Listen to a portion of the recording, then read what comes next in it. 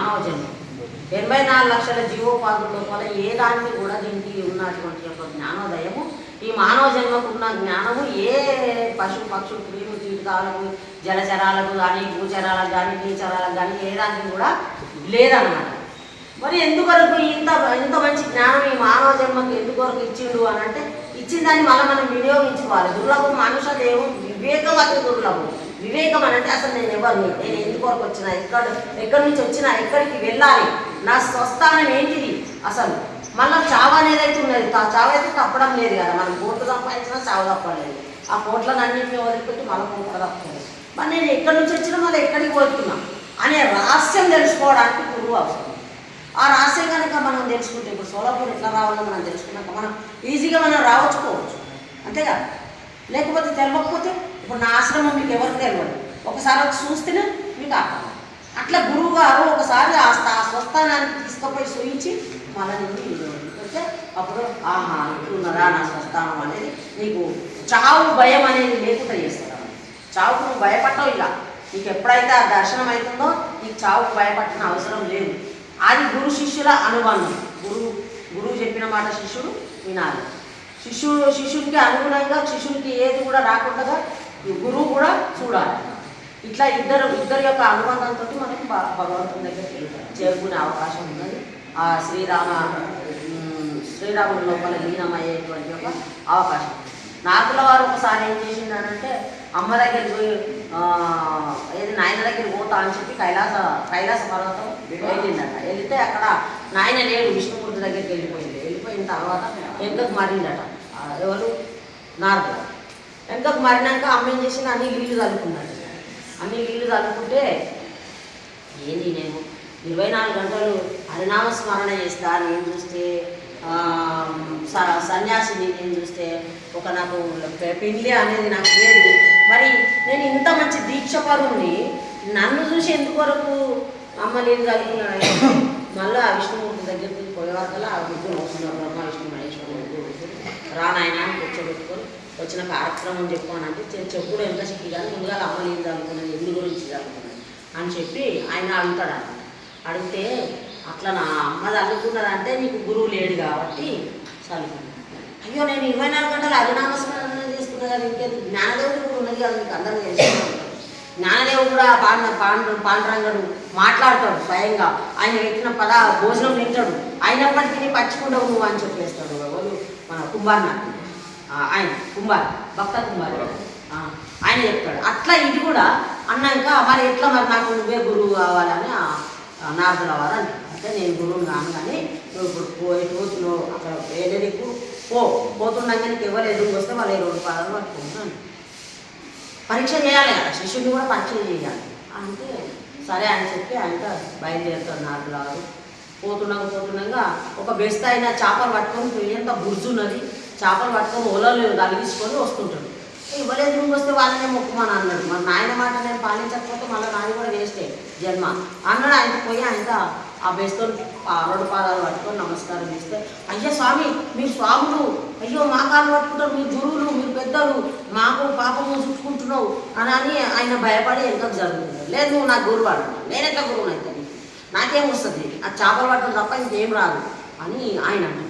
అన్నాక అప్పుడు ఆయన పక్కకు తీసుకొని పోయి ఈయన దగ్గర ఉన్న మంత్రము ఆ చేపలు పట్టే బెస్ట్ ఆయనకి చెప్పి ఆయన నోటితోటి ఆయన చెవులో ఊదిపించుకున్నాడు. ఊదిపించుకొని గురువుని చేసుకున్నాక అప్పుడు శివుడు ప్రత్యక్షమై. అట్లా మనము ఏదైనా ఎక్కడైనా సరే కానీ ఒక దగ్గర మనము మానవ జన్మకు ప్రత్యక్షంగా ఒక గురువు అవసరమైనది. మన పరంపర నుంచి కూడా ఉన్నది. ఇక ఓం నమో బ్రహ్మదిభ్యో బ్రహ్మ విద్యా సాంప్రదాయ కర్తృభ్యో వంశ ఋషిభ్యో మహాభ్యో నమో గురుభ్యో అంటే సూర్యుడు మహావిష్ణువు దక్షిణమూర్తి మహావిష్ణువుకి ఇచ్చిండు, మహావిష్ణువు సూర్యభగవానికి ఇచ్చిండు, సూర్యుడు యజ్ఞవారికి జనకుడు శుకుడు సాందీపుడు శ్రీకృష్ణుడు అర్జునుడు యుద్ధవులకు ఇట్లా పరంపరగా వచ్చింది. రాముల వారికి కూడా గురువు ఉన్నాడు కదా. ఎవరు? రాముల వారి గురువుని మర్చిపోయినా చెప్పండి. మీరు 24 గంటలు దీక్ష పడుతున్నారు కదా, మరి రాముల వారి గురువు ఎవరు? ఎవరన్నారు? ఇప్పుడు మీరు అనొద్దని వీళ్ళకి తెలిసిందా అని ఒకసారి అట్లా ఆయనకు కూడా గురువు ఉన్నాడు కదా. అట్లా మనం కూడా మనకు ఒక గురువు చేసుకొని మనం కూడా కళ తీరాలి. మనం పట్టిన పట్టు మాత్రం ఇవ్వద్దు. మనకి ఎన్ని కష్టాలు రాని ఎన్ని రాని అవన్నీ కూడా నేను అనుభవించాలి. నేను చేసుకున్న పని అదే, నా తప్పు నేను అనుభవించాలనే బాధతోటి మనం ముందడి వేయాలి. ఈ దీక్ష కార్యక్రమాన్ని మాత్రం ఏమాత్రం కూడా మిస్ కాకుండా మనం జపం మాత్రం కరెక్ట్ నింపుండ్రి. ఎంత జపం చేస్తే అంత శుద్ధి అవుతుంది, ఎంత శుద్ధి అయితే అంత మనకు ఆ రాముని ఆశీర్వాదం దగ్గరికి అవుతుంది. ఆయన యొక్క ఆశీర్వాదం మనకు దొరుకుతుంది. ఆయనకు ఇంత బాధ కలిగిందంట. ఎక్కడ చూస్తే ధ్యానానికి అసలు సరైన స్థానం దొరకలేదని చెప్పి బాధపట్టి బయటకు వెళ్ళిపోయిందంట. వెళ్ళిపోతే అక్కడ ధ్యానం చేస్తుండు, కానీ మళ్ళా ఆకలి కావాలి కదా. శుద్ధబాధ అయితే తప్పదు కదా. అది ఎంతనో కొంత నీళ్ళ పాల ఏవో దీనికి అవసరమైంది బండికి. అయితే దాని గురించి మళ్ళీ ఇబ్బంది అవుతుందంట. ధ్యానం మంచిగా జరుగుతుంది, కానీ దీనికి క్షుధబాధ గురించి మళ్ళీ ఇబ్బంది అవుతుందంట. ఇప్పుడు ఆలోచన చేసిందట, నేను మళ్ళీ ఇంటికే పోతాయి ఇక ఇదంతా ఏంది, ఈడనేమో ఇది ఉన్నది, ఆడనేమో ధ్యానానికి తాగలేదు, ఇక్కడనేమో ధ్యానానికి మంచిగా ఉంది కానీ తినడానికి ఏం దొరకలేదు, ఎట్లా చేయాలి అని చెప్పి ఆలోచన చేస్తూ ఒక చెట్టు కొరికి కూర్చున్నాడు. కూర్చుంటే ఒక సీమ కొంత దూరం పోయి కింద పడి మళ్ళా పైకి ఎక్కిందండి. మళ్ళీ ఇంకా కొంచెం పైకి ఎక్కి మళ్ళీ కింద పడ్డది. మళ్ళీ ఇంకా కొంచెం పైకి ఎక్కి మళ్ళీ కింద పడ్డది. అట్లా ఒక ఏడు సార్లు కింద పడ్డది. దాన్ని గమనిస్తుండట, ఇది ఎప్పుడు ఎక్కుతుంది ఆ చెట్టు అసలు. అది ఎనిమిదోసారికి చెట్టు ఎక్కిందండి.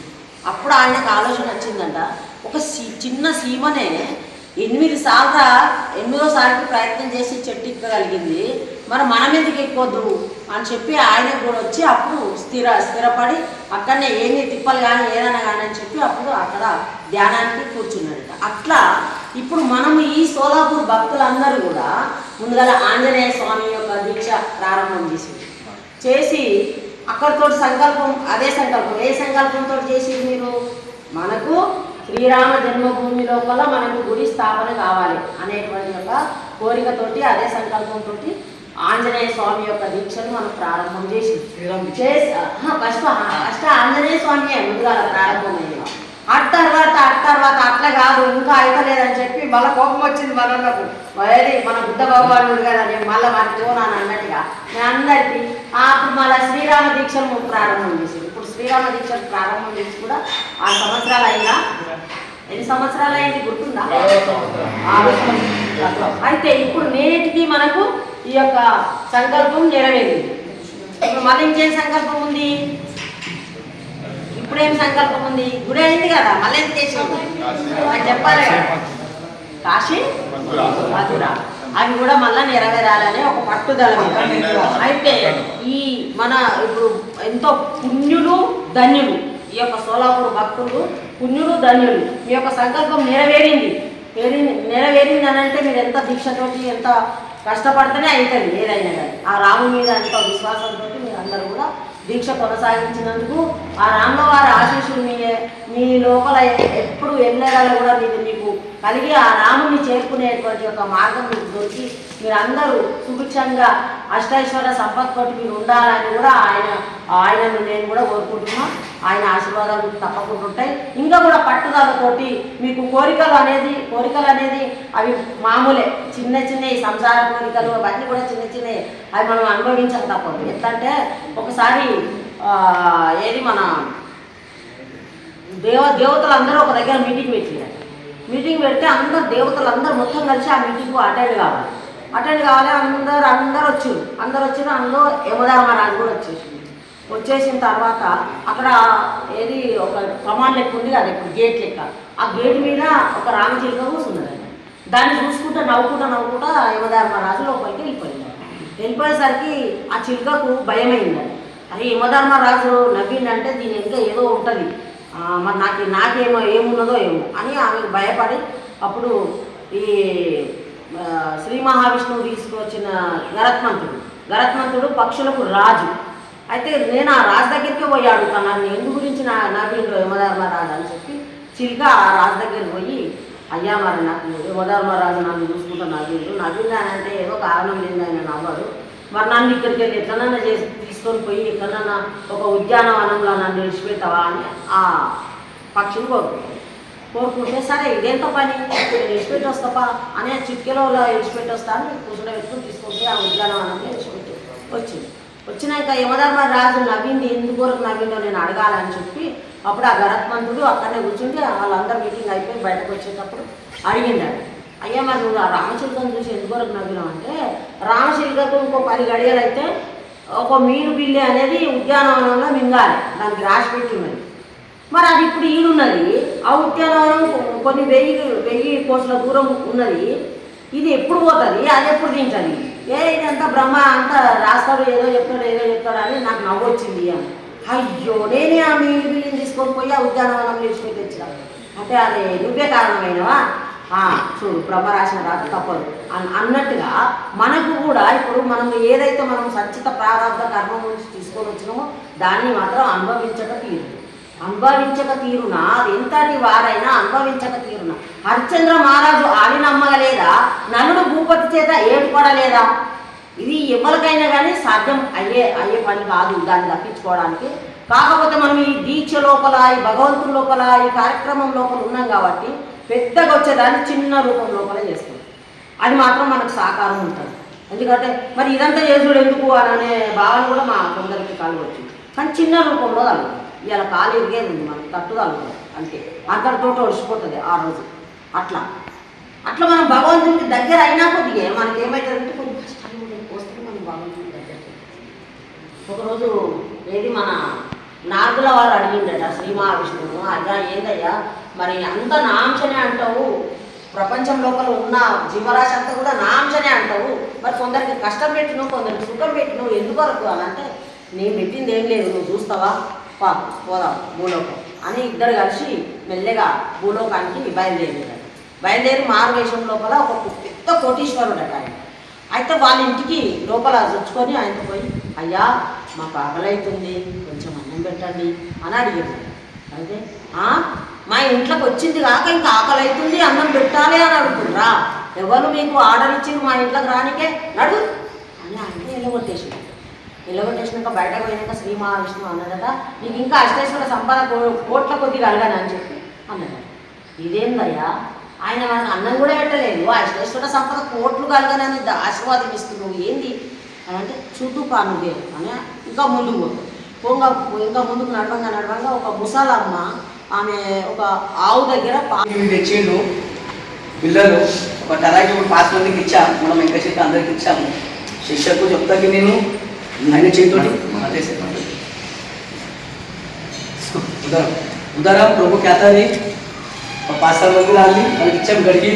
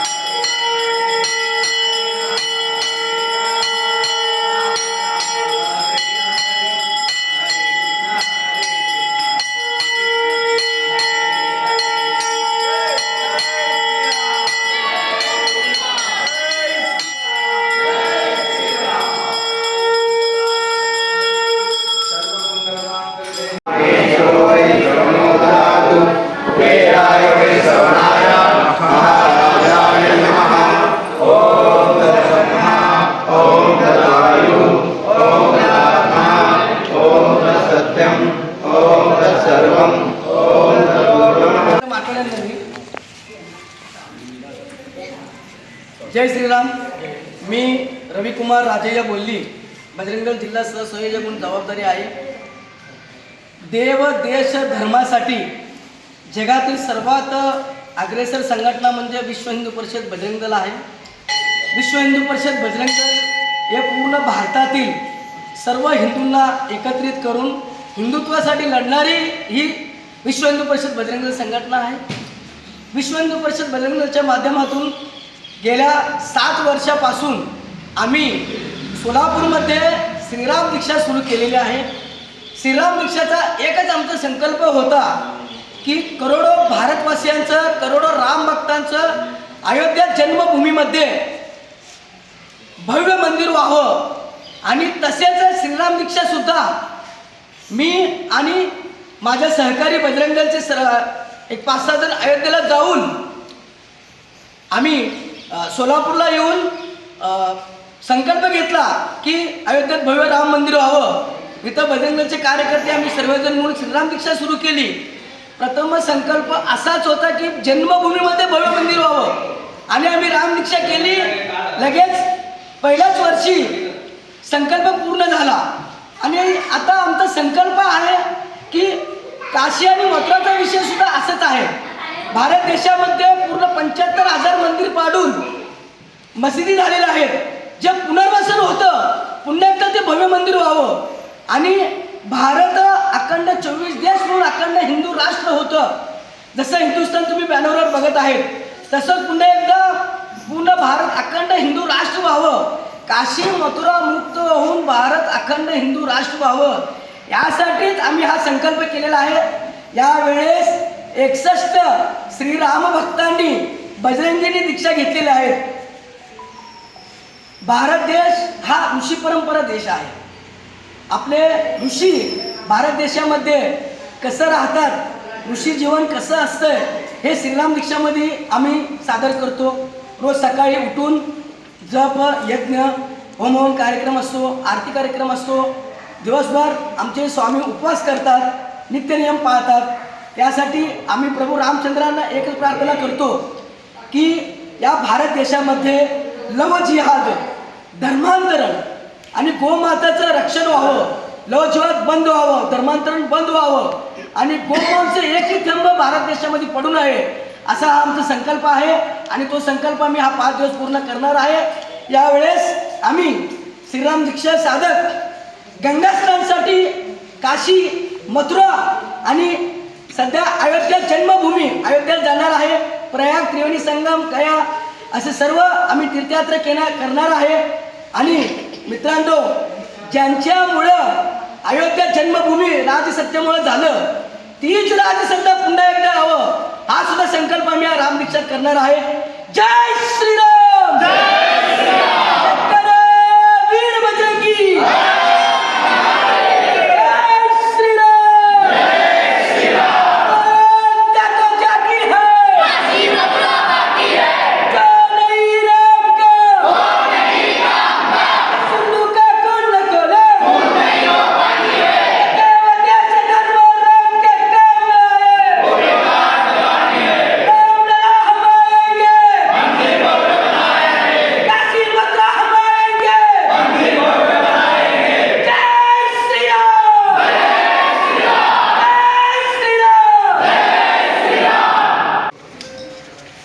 जय श्रीराम. आज आम्ही विश्व हिंदू परिषद बजरंग दलाच्या वतीने गेले 6 वर्षापासून आपण श्री रामाची दीक्षा करतो. आज 7वी वर्ष आहे. दीक्षा घेताना दरवर्षी आपण एक संकल्प घेतो. मागील आता रवीजी सांगितल्यासारखं अयोध्येतील प्रभू श्रीरामांचं मंदिर तर हे भव्य झालेलंच आहे. आमचा संकल्प असा आहे की असंच काशी आणि मथुराही लवकरात लवकर मुक्त व्हावं आणि भारत अखंड व्हावं यासाठी आम्ही सर्वजण प्रभू श्रीरामाचरणी प्रार्थना करतो. आणि पुन्हा एकदा सर्व हिंदू समाजाला हात जोडून विनंती करतो की ज्या लोकांमुळं आज देव, देश आणि धर्म सुरक्षित आहे त्याच लोकांना पुन्हा राज्यसत्तेवर, धर्मसत्तेवर आपण बसवावं ही सर्व हिंदू समाजाला कळकळीची विनंती करतो. कारण 370मुळं जे जम्मू काश्मीर आपलं भारताचं अंग होतं ते एवढं वर्ष आपलं भारताचं अंग नव्हता. 370 कलम म्हटल्यावरच आत्ता भारताचा भगवा ध्वज आपला तिरंगा ध्वज तिथं फडकवतोय. तसंच अयोध्येतील प्रभू श्रीरामांचं मंदिर 4x4च्या टेंटमध्ये प्रभू श्रीरामांना राहावं लागलं, हे सगळ्यांसाठी एक लाजिरवाणी गोष्ट होती. ते पण आता भव्य मंदिराच्या स्वरूपात आपण बघतोय. या सर्व गोष्टी करण्यासाठी जे धर्मसत्ता लागते, ते धर्मसत्तेवर आरूढ असलेले लोक हे आपल्या देशहिताचं धर्महिताचं विचार करणारेच लोक असले पाहिजे. यासाठी मी संपूर्ण हिंदू समाजाला पुन्हा एकदा विनंती करतो की आपण मतदान करताना 3 गोष्टीचा विचार करा. कारण आपण फक्त अन्न वस्त्र निवारावर जगू शकत नाही.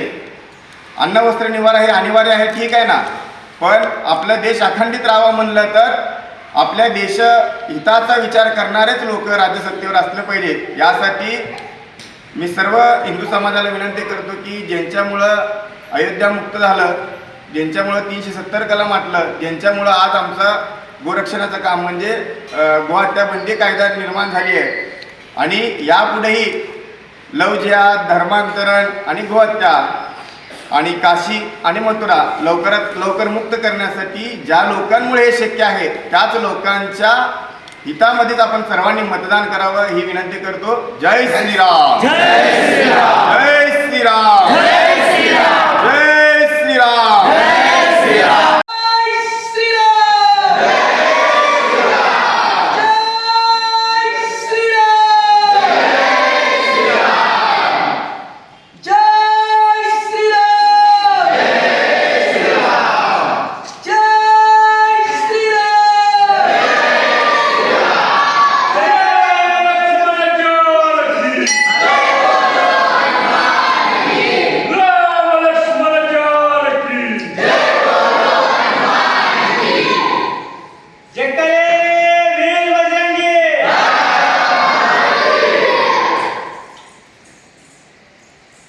Shri Markandeya butterfly garden Montessori English medium school, play group ते 4थी पर्यंत सीबीएसई पॅटर्नच्या शिक्षणासाठी आजच प्रवेश घ्या.